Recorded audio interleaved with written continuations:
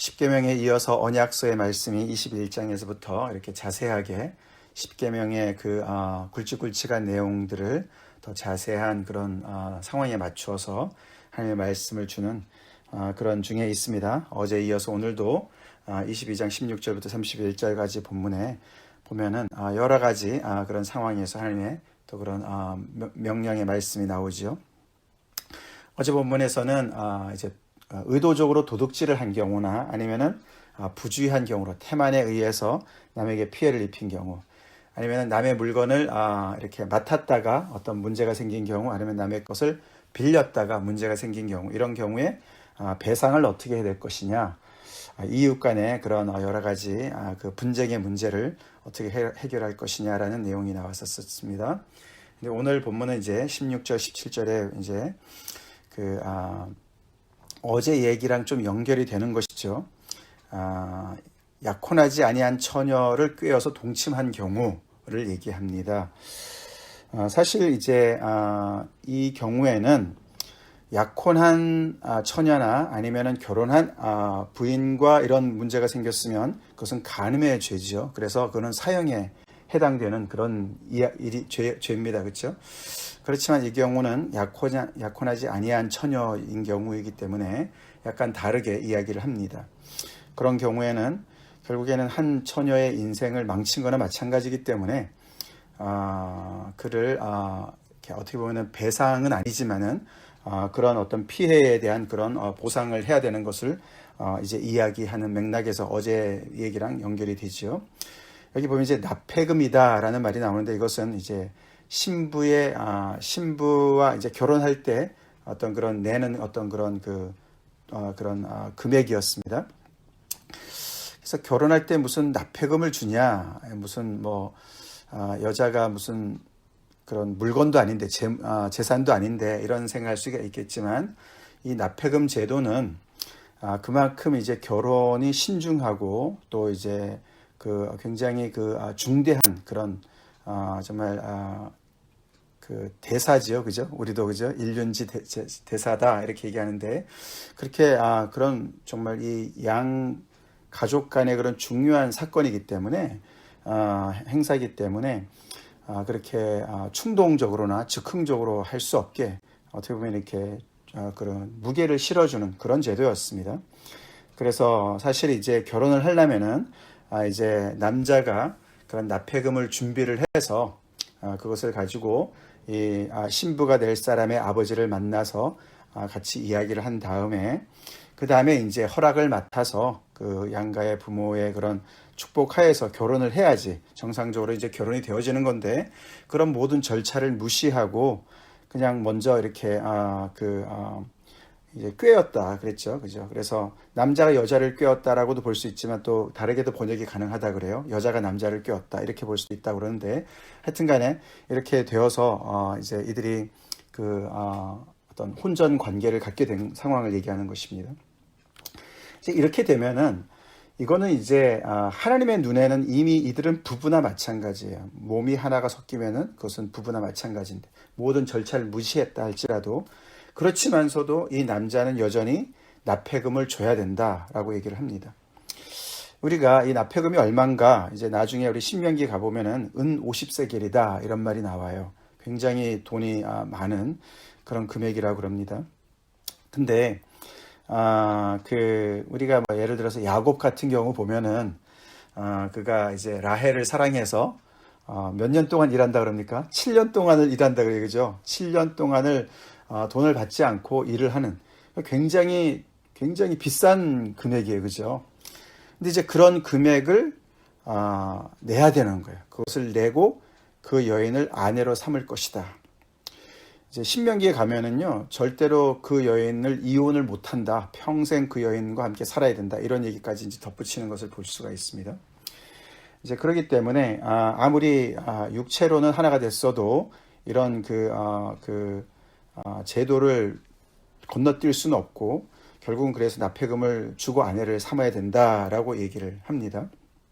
그런데 이 아내의, 그러니까 처녀의 아버지가 그것을 반대할 수가 있다.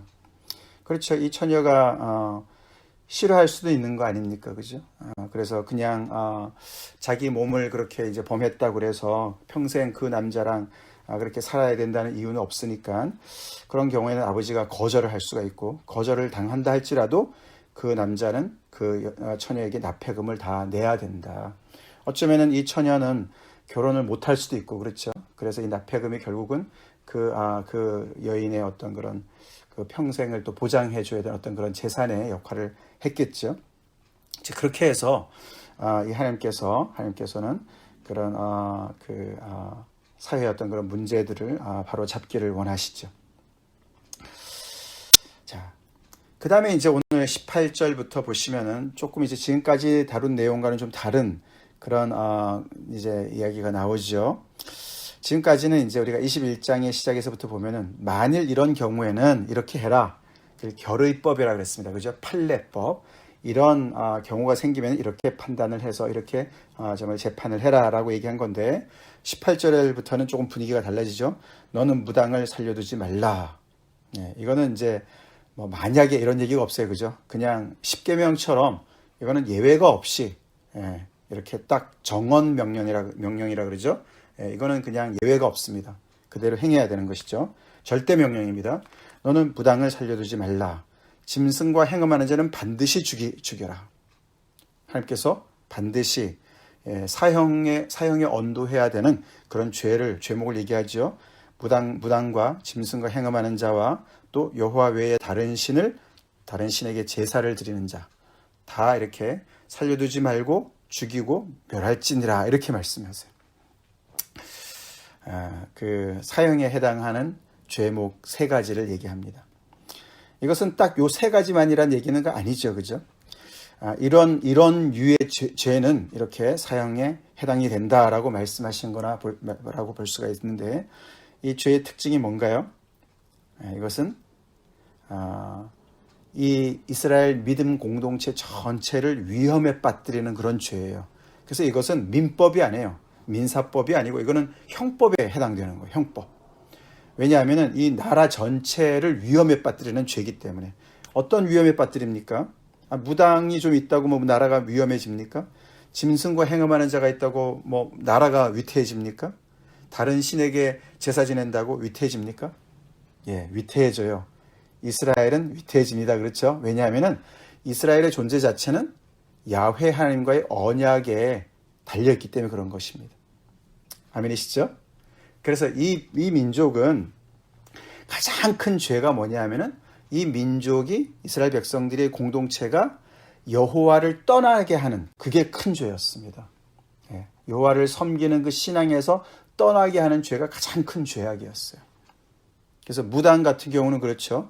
하나님을 의뢰하고 하나님을 신뢰하고 미래를 하나님께 맡기고 믿음으로 살아가게 하는 길로부터 멀어지게 하죠. 그래서 무당은 여러 가지 어떤 신접한 자와 이런 것들을 통해서 다른 어떤 편법을 통해서 어떤 그런 미래를 점치고 이런 자들이었기 때문에 주술을 하는 자들이었기 때문에 성경 여기저기에서 많이 얘기하지 않습니까? 그리고 짐승과 행음하는 자들은 이거는 뭐 거의 행해지지 않았을 것 같긴 하지만서도 그런데 주변의 나라의 어떤 그런 문란한 것과 결국은 하나님의 창조 질서를 어기는 것이고 인간이 되기를 스스로 포기하는 것과 같은 거 아닙니까? 그죠? 그래서 하나님을 욕되게 하는 그런 죄악이고 또 여호와 외에 다른 신, 그래서 어떤 그런 그 다신론을 숭배하는 그거야 뭐 주변에 깔려 있는 것이기 때문에 그래서 여호와 신앙을 이렇게 흐리는 그런 모든 죄악을 다 하나님께서는 단죄하시는 것을 볼 수가 있습니다. 자, 그런 이야기가 이제 진행이 되고 그 다음에 21절부터 우리 여기 27절까지는 그 사회에서 굉장히 취약 그룹을 얘기합니다. 취약 그룹에 대한 하나님의 그런 명령입니다. 거기 여러 가지로 이제 사회의 어떤 약자들이죠. 첫 번째 나오는 게 이방 나그네들. 너는 이방 나그네를 압제하지 말며 그를 학대하지 말라. 이것도 정언 명령이에요. 그죠? 절대 명령입니다. 이방 나그네를 압제하지 말며 그를 학대하지 말라. 이유가 나오는데 너희도 애굽 땅에서 나그네 되었음이라. 그렇죠. 이스라엘 백성들 지금 3개월 전만 해도 애굽 땅에 있었던 사람들이에요. 그죠?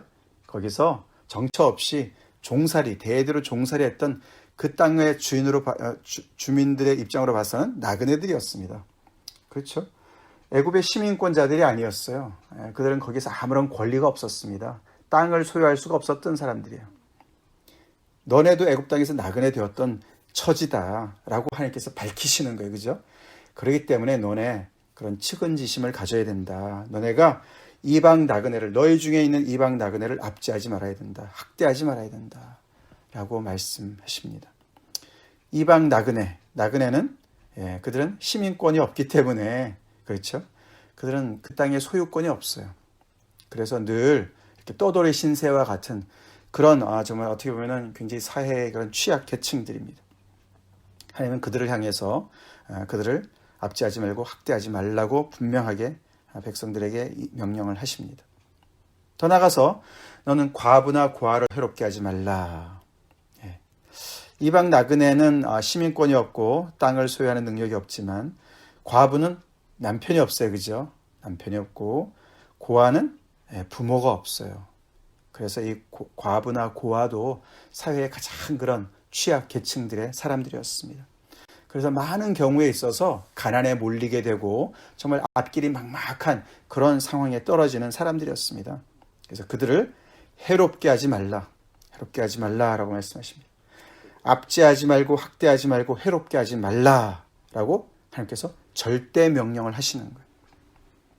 그러면서 내가 만일 그들을 해롭게 함으로 그들이 내게 부르짖으면 너희들이 애굽 땅에서 너네가 나에게 부르짖었듯이 그들이 정말 너무나 힘들어서 못 살겠습니다. 하나님 제발 구해주세요라고 그들이 부르짖게 되면 짜카 그거죠. 그죠? 부르짖게 되면 내가 반드시 그 부르짖음을 들으리라.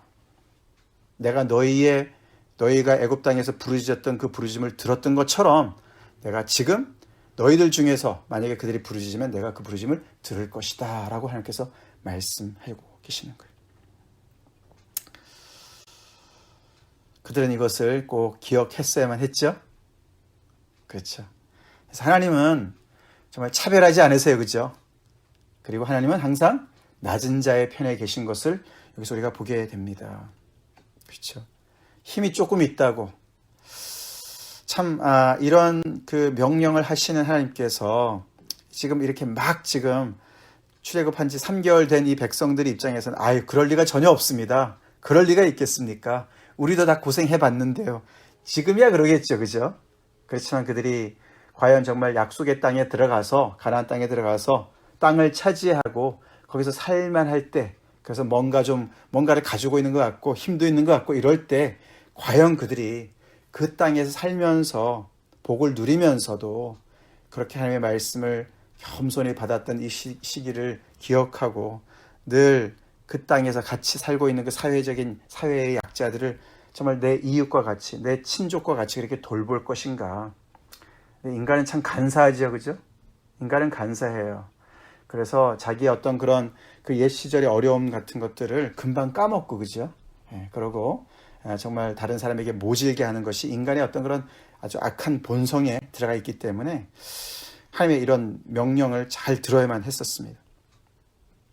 그러면서 하나님께서 아주 그 엄한 경고를 하시죠. 24절에 나의 노가 맹렬함으로 내가 칼로 너희를 죽이리니. 무서운 말씀하세요. 그죠? 너네가 이런 나의 명령을 무시하고 너네 처지를 다 이렇게 무시하고 너네가 교만이 굴면서 너희 속에 있는 그런 약자들을 너네가 괴롭히면 내가 반드시 그 부르짖음을 들어서 내가 맹렬한 노를 발휘해서 너희를 칼로 죽일 것이다. 이것은 하나님께서 언약의 하나님의 언약은 지킬 때는 축복이지만 어기면 저주죠. 그죠? 하나님의 언약적인 저주를 얘기하는 것이. 칼은 전쟁을 얘기하는 것입니다. 그것은 나중에 보면은 그 많은 저주 중에 하나였습니다. 그죠? 우리 신명기나 레위기 26장 이런 데 보면은 하나님의 그런 저주가 자세하게 나오지 않습니까? 칼로, 전염병으로, 그리고 기근으로 그들을 정말 아주 완전히 하나님께서 심판하신 그런 것을 경고를 하시죠. 그렇게 돼서 전쟁이 일어나게 되면 너희의 아내는 과부가 되고 너희 자녀는 고아가 될 것이다 라고 말씀을 하시는 거예요. 그래서 하나님께서는 정말 그 페이보리티즘을 주는 분이 아니세요. 그죠? 이스라엘 백성들을 선택하셨기 때문에 그들이 뭘 해도 그냥 재물만 받아 드시면 되는 분이 아니셨어요. 그들이 어떻게 살아가느냐, 그들의 행실이 어떠느냐 굉장히 정말 중요했습니다. 그들은 하나님께서 정말 이렇게 거룩하신 것처럼 그들 또한 거룩해야만 했었습니다. 이 하나님의 이 말씀 우리가 잘 귀담아 들읍시다. 우리가 조금 힘이 있다고 우리가 혹시 이렇게 정말 짓밟는 학대하는 사람이 있습니까? 있어서는 안 되죠. 절대로 안 됩니다.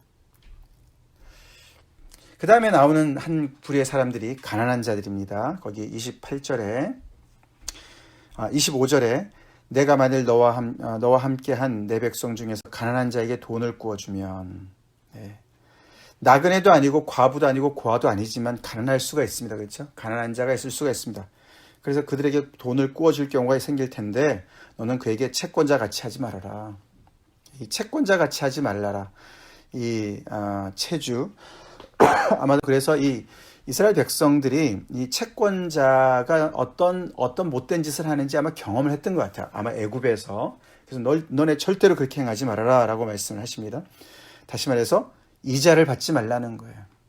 동족에게 있어서 돈을 빌려줬을 경우에 이자를 받지 말아라. 이자 받는 모든 것들은 고리대금으로 취급을 한 것이죠.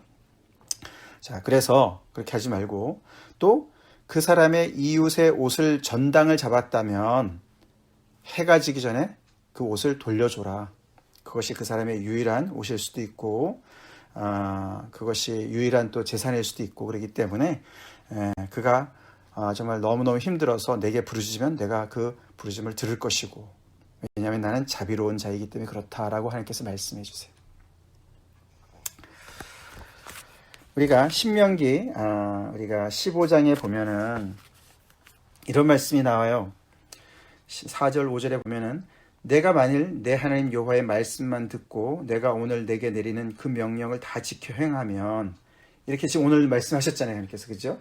그들 안에 나그네가 있을 수 있고 과부나 고아가 있을 수 있고 가난한 자들이 있을 수가 있는데 이것은 지금도 그렇지만 가나안 땅에 들어가서도 그럴 수가 있는 것이죠. 그죠? 이제 그렇게 있을 수도 있지만 내가 하는 명령을 다 지켜 너네가 행하면 내 하나님 여호와께서 내게 기업으로 주신 땅에서 내가 반드시 복을 받으리니 너희 중에 가난한 자가 없으리라. 이렇게 말씀하세요. 신명기 15장 4절 5절. 서로가 이렇게 나그네를 압제하지 않고 학대하지 않고 과부나 고아를 해롭게 하지 않고 이 말은 그냥 나는 학대 안 했어. 나는 압제 안 했어. 나는 해롭게 안 했어. 그러나 나랑 상관이 없어. 이렇게 살아란 말이 아니에요. 그렇죠? 무슨 말이죠? 그들을 하지 말고 압제하지 말고 해롭게 하지 말라는 말은 그들을 잘 돌보라는 말이죠. 아멘이시죠? 잘 돌보라는 말이에요. 그렇게 하나님의 말씀을 잘 이해를 해서 그렇죠? 너무나 불쌍히 여기는 거 아닙니까? 그죠? 자기들의 옛날 모습이는 거 똑같지 않습니까? 그죠? 그렇게 자기네가 애굽 땅에서 나그네였을 때 자기들을 긍휼히 여기신 불쌍히 여기시고 자비를 베푸신 그 하나님을 섬기고 사는 백성들이고 그래서 전적인 은혜로 땅을 차지하고 지금 소출을 얻고 수확을 얻고 풍성함을 얻고 감사함을 정말 감사한 생활을 하고 있는데 그 나머지 그런 하나님께서 주신 축복을 왜 다른 사람들한테 나누기를 꺼려 하겠습니까? 그죠? 똑같은 입장에 있는 그 사람들을 불쌍히 여기고 압제하거나 학대하거나 해롭게 하기는커녕 오히려 그들에게 하나님께서 주신 복을 나눠주게 되는 그런 역할을 하게 될 것이죠. 그죠? 그렇게 될 때 너희 중에 가난한 자가 없을 것이다 라고 하나님께서 말씀하시는 거예요. 사실 그러나 하나님께서 또 말씀하세요. 그 뒤에 보면은 너희 안에 항상 궁핍한 자는 있을 것이다. 무슨 말씀입니까? 하나님의 말씀대로 순종하면 그렇게 가난한 자가 없을 수가 있는데 너네가 다 그렇게 순종하지 않을 거야 라고 하나님께서 미리 아시는 거죠. 그죠? 너무 안타까운 얘기예요. 그렇죠? 너무 안타깝습니다. 우리 하나님의 은혜를 입었습니까? 그렇다면 우리 하나님의 은혜를 나눕시다. 나와 비슷한 처지에 있는 이웃을 돌보고, 지금 너무나 힘든 이웃을 돌보고, 그들에게 하나님께서 나에게 주신 은혜를 나누는 그런 은혜를 아는 그런 사람들로 살아가야 된다는 것이죠. 하나님 그걸 원하시는 것이죠. 이 백성들이 그렇게 하나님 앞에서 정말 은혜를 베푸는, 그렇게 해서 서로가 다 같이 함께 정말 잘 성장할 수 있도록, 잘 자랄 수 있도록, 생활할 수 있도록 그렇게 살으라고 명령을 하시는 것입니다. 그 다음에 마지막 문단 28절부터 31절까지는 조금 다른 이야기인데요.